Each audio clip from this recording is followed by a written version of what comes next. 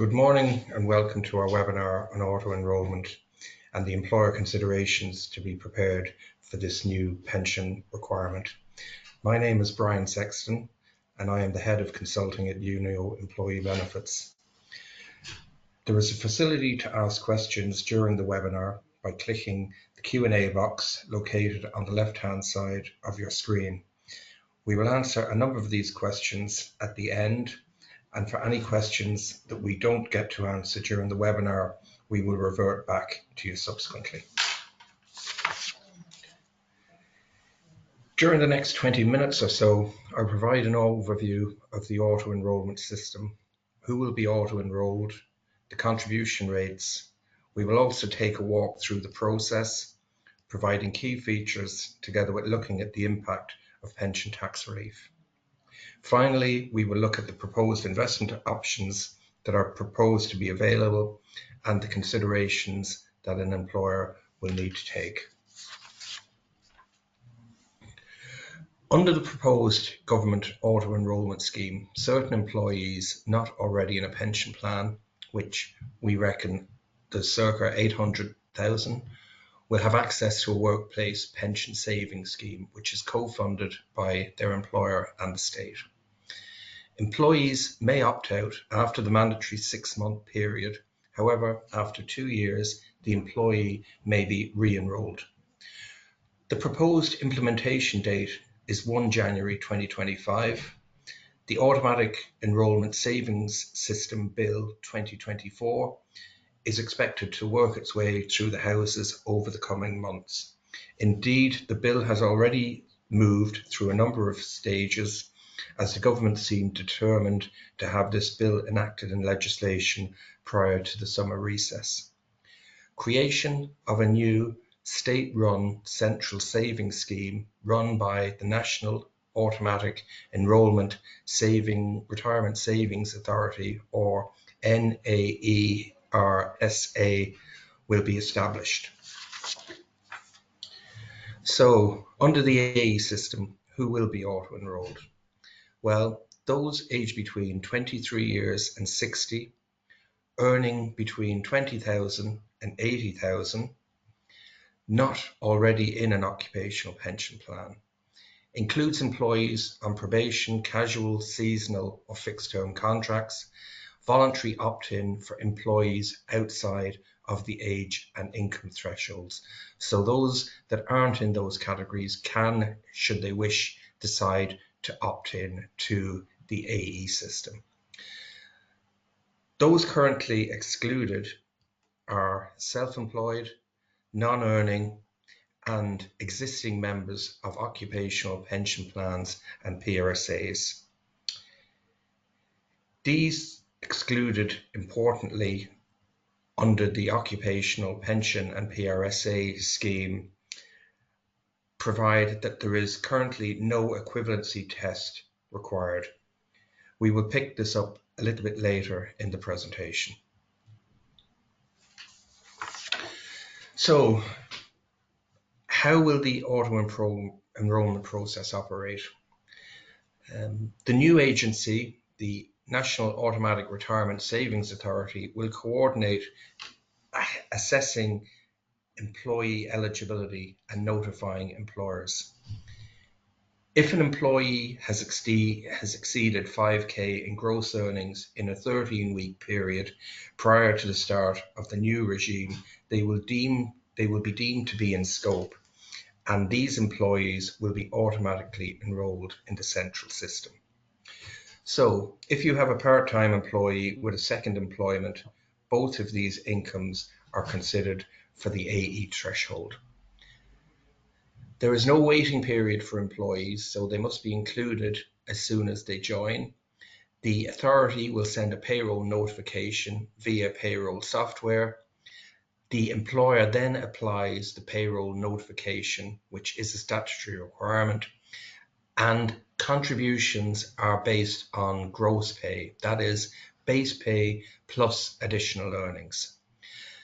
Income from multiple employments, as we've outlined, is considered for auto-enrolment.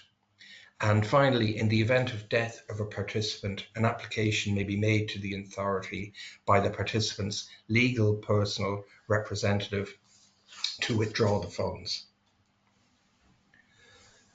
So, how does the AE system differ from a current occupational pension scheme? The major differences lay in the flexibility offered by an occupational pension scheme to the constraints that are inherent in the auto-enrolment model. We can look at some of these main differences now. So, in terms of contribution rates, under the central AE system, they're fixed and they're phased in over a 10-year period. Under your occupational scheme, the employer has flexibility as to the contribution rate that's set. In terms of contribution basis, it is under the AE system total gross earnings. That is capped at 80k. Under the occupational scheme, again, you've got total flexibility with no cap on earnings. An occupational scheme will have a large number of fund choices. Flexibility arises with those fund choices. Under the AE system, there will be 3 fund types available. You can't put any additional voluntary contributions over the statutory requirements in the AE system, whereas your occupational scheme does give flexibility in terms of employees putting in additional payments. Life cover is also available under an occupational plan, whereas there is no life cover under the AE system. And again, tax relief is given to employees on their contribution. Under the AE system, there is a top-up paid rather than tax relief being given at source. Some of the other things in terms of drawdown, under the occupational scheme, there is flexibility in drawdown prior to retirement. However, under auto-enrolment, no early drawdown is permissible before the state pension age, which is currently 66. So I suppose we've outlined some of the key differences there. Ultimately, it's flexibility that the occupational scheme provides, whereas the AE system is quite constrained. Looking at that contribution structure, the AE contributions are based on years of service in the scheme, starting out in years 1 to 3 at 1.5% by the employer and employee, with the state giving a 33% top up to the employee amount, which equates to 3.5% being invested in the auto-enrolment system. And we can see then over the years that contribution increases, that after year 10, the employer is required to put in 6, employee 6, with 2 being topped up through the state. In terms of the occupational pension scheme, because there has been no minimum standards set out in legislation or in the bill currently, it's not expected that the legislation will be enacted as to what the minimum occupational scheme requirements will be. And it's anticipated that this will be up to 7 years that the criteria will be set. Therefore, currently, when the auto-enrolment scheme is launched, there's no requirement to replicate the central system rates. You only require to have an active employer or employee contribution, and the employer decides on the plan membership terms. Post standards, which, as we said, is prescribed to be no later than 7 years, the plan design will need to meet minimum standards. So if you decide to use the occupational pension scheme rather than the AE equivalent, once the standards have been implemented, then it's likely that the contribution levels will need to at least match what the auto-enrolment system provides. And again, there's no state top-up on the contributions to a pension plan. The tax relief on contributions are paid through the tax relief system on employee deductions. So it has been alluded that employees on lower salaries would be better off in an AE system. We are now going to examine that. It's probably a bit too simplistic, the narrative of 33% bonus versus the 20% standard tax rate. The bonus is not tax relief and does not account for the additional relief enjoyed in respect of the pension contributions. So let's look at an example of an individual who is a lower rate taxpayer paying money into their occupational scheme, and we'll then look at a higher rate taxpayer paying contributions into their pension scheme against the contributions to the AE structure. We can see here that an employee on the lower rate of tax investing €1 will have 80 cents deducted from their net pay. Matched by the employer contribution of €1 means that there's €2 invested. Therefore, their net investment return is 2.5 times the 80 cents that they've contributed. The AE structure does not provide tax relief, and therefore €1 gross deduction equals €1 net, matched by the employer of €1 and the state top-up of 33% equates to a 2.33 net return on investment. Therefore, we can see that in the higher rate position where tax relief is granted at 40%, an individual in the occupational scheme will have a net return on their investment of 3.33 times against the 2.33 under the AE system. Also, we will look here that the income of a take-home pay with getting tax relief as opposed to no tax relief being granted.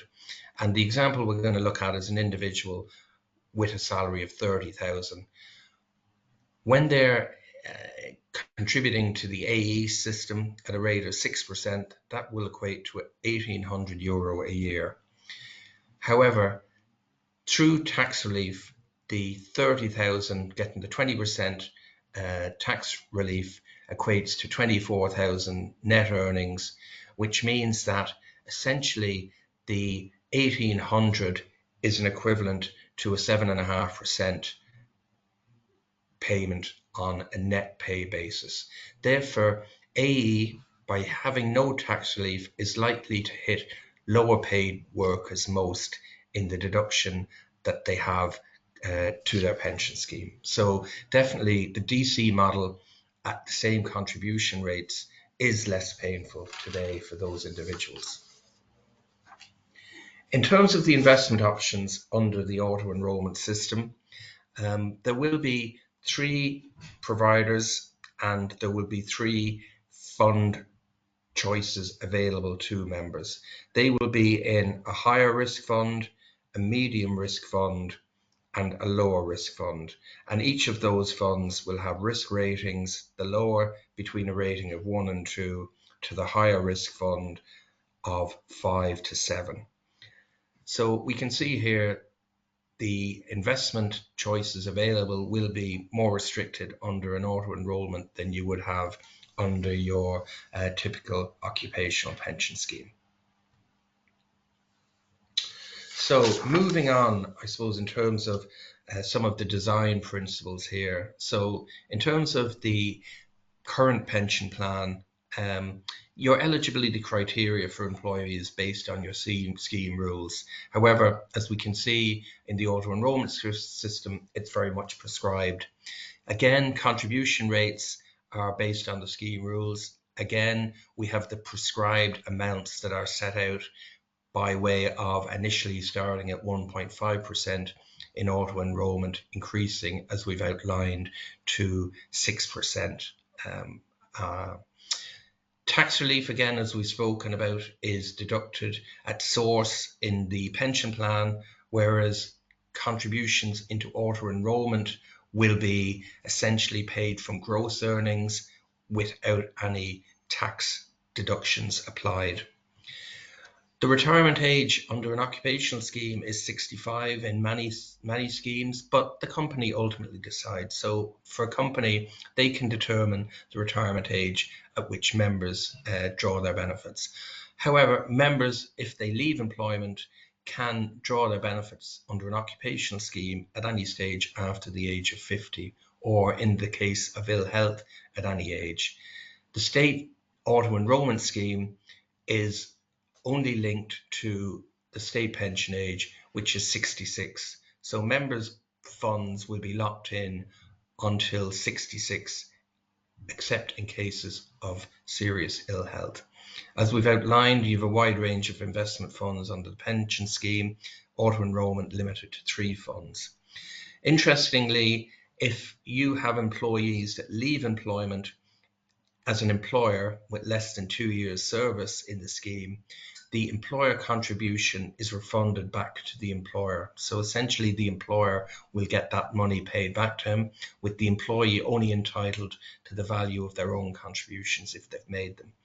Under the auto-enrolment system, if a member leaves employment, they will be entitled to receive the benefits as they will be retained under the AE system. In terms of, finally, retirement benefits, there is advice available from qualified professionals for the occupational pension scheme. However, for the auto-enrolment scheme, it appears to be a no advice model with an electronic service by default.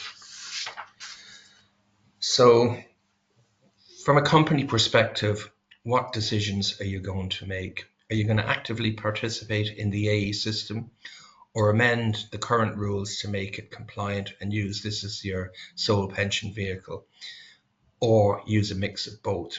Some options the company may consider is making the scheme compulsory rather than voluntary if your scheme is currently voluntary, using the current contribution structure.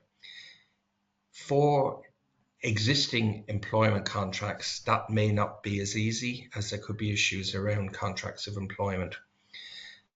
Another option would be to look at the current pension plan contribution rules and maybe introduce new AE type rates with voluntary membership and having non-pension plan employees picked up by the AE system. However, you might also look at introducing a minimum only employer contribution, say of 1.5% for all non-pension plan employees and new employees, and encourage employee contributions using the current matching structure. This will allow you not to have to participate in an AE system, and we don't see the issues around contracts of employment in relation to this model. Finally, you might decide just to leave the existing plan unchanged and non-pension plan employees being enrolled in the AE system. So I suppose from an employer's perspective, what are the next steps? I suppose you'll need to assess the gap, decide on the best route, make a plan for your existing staff, future-proof for new starters, and implement. So thank you. What we might do now is just look at a couple of questions that have come in, and we'll try and answer those over the next few minutes. So looking here, a question that we've received is, has it been decided who will provide the administration to the auto-enrolment through the state agency scheme? Our understanding is at this point in time is that no provider has been appointed. We do know that none of the Irish domestic providers in the insurance market have applied for that contract, but it would be anticipated that the government or the agency will need to make that appointment in the very near future to be ready for the 1 January date as scheduled. Another question coming through, we want to use our occupational scheme. How do we amend to facilitate the new categories? Okay. So in order to adapt your scheme, it'll require changes to your scheme rules. So you'll have to get documentation completed. This is not a huge task. In Unio, we have those scheme documentation services available to our legal team. A deed will then be drafted, executed, which will outline the changes that you're making to the scheme. And you will also need to update your member booklet with the relevant changes. And again, communicate these changes to your employees. Another question we have coming in, and maybe this is the final question that we'll take here this morning. Will payroll systems be ready by 1 January 2025 to facilitate AE? Again, our understanding is that it will be, from payroll providers that we have spoken to, a major challenge for them to be enabled to facilitate AE for a 1 January 2025 launch date. So I suppose really we'll have to wait and see whether the government is in a position to have the various structures ready. But from an employer's perspective, it's really just planning around the steps and how you will deal with the auto-enrolment process as it moves through. So, as said, for those questions that we didn't get to answer this morning, we will revert back subsequently to the individuals via their email address with answers to the questions posed. I'd like to thank you for tuning in to our webinar this morning, and we hope you found the content of benefit, and we look forward to engaging with you at Unio and the consultancy team in delivering a solution to your company with this upcoming legislation. Thank you.